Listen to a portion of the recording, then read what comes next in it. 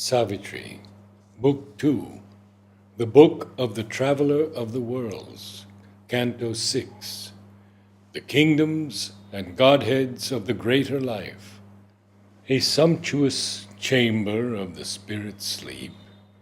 At first she made a deep interior room where he slumbers as if a forgotten guest. But now she turns to break the oblivious spell, awakes the sleeper on the sculptured couch.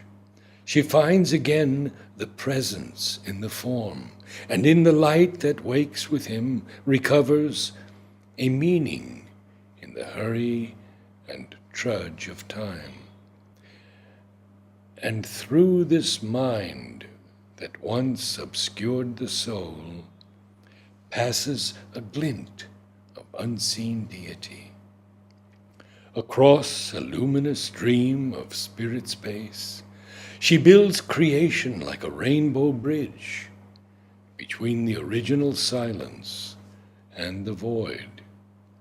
A net is made of the mobile universe. She weaves a snare for the conscious infinite. A knowledge is with her that conceals its steps and seems a mute, omnipotent ignorance. A might is with her that makes wonders true. The incredible is her stuff of common fact. Her purposes, her workings, riddles prove. Examined, they grow other than they were. Explained, they seem yet more inexplicable. Even in our world, a mystery has reigned. Earth's cunning screen of trivial plainness hides. Her larger levels are of sorceries made. There the enigma shows its splendid prism.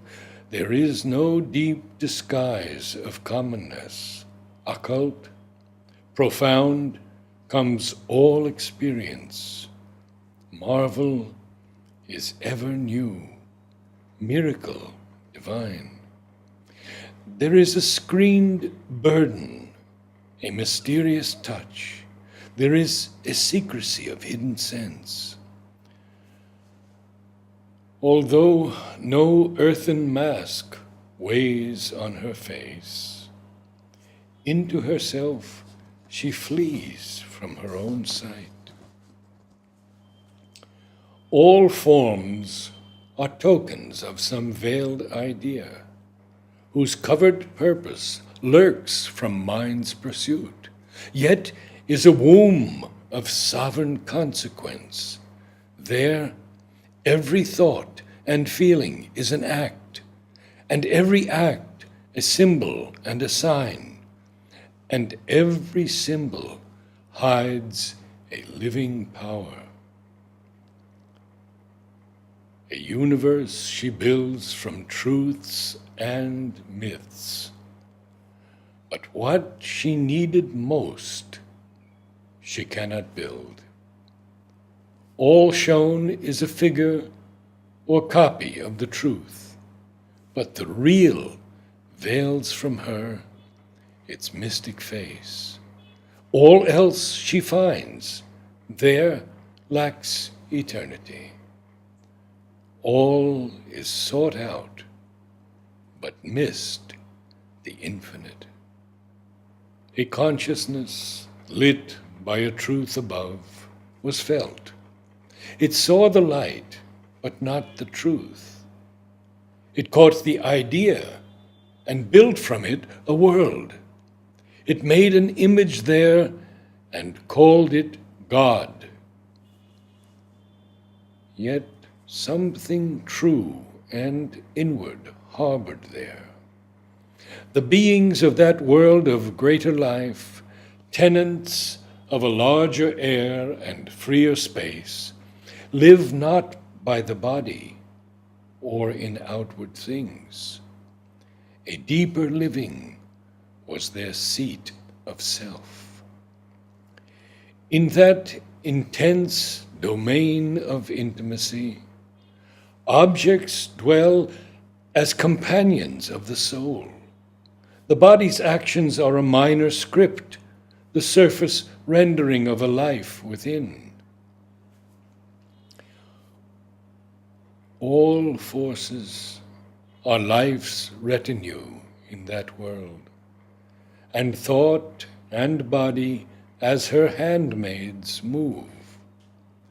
The universal widenesses give her room. All feel the cosmic movement in their acts, and are the instruments of her cosmic might, or their own self they make their universe. In all who have risen to a greater life, a voice of unborn things whispers to the ear.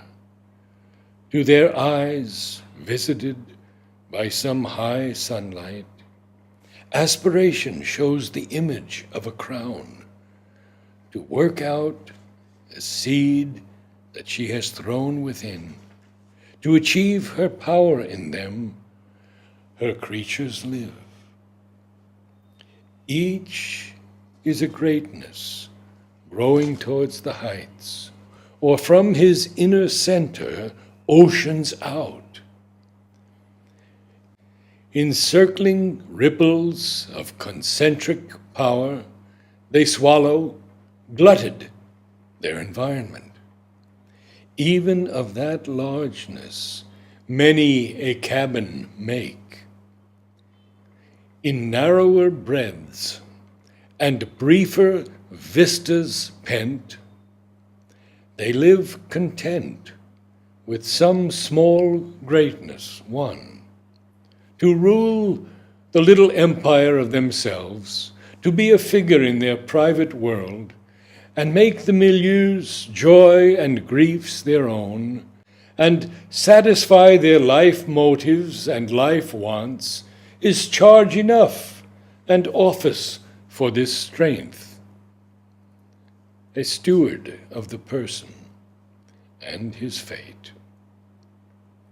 This was transition line and starting point, a first immigration into heavenliness.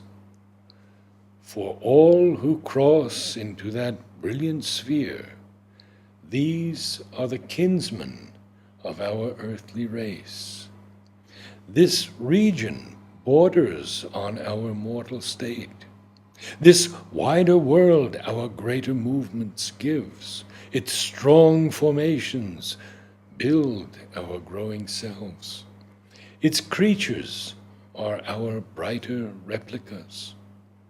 Complete the types we only initiate, and are securely what we strive to be. As if thought out eternal characters, entire, not pulled as we by contrary tides, they follow the unseen leader in the heart. Their lives obey the inner nature's law. There is kept grandeur's store, the hero's mold. The soul is the watchful builder of its fate. None is a spirit indifferent and inert.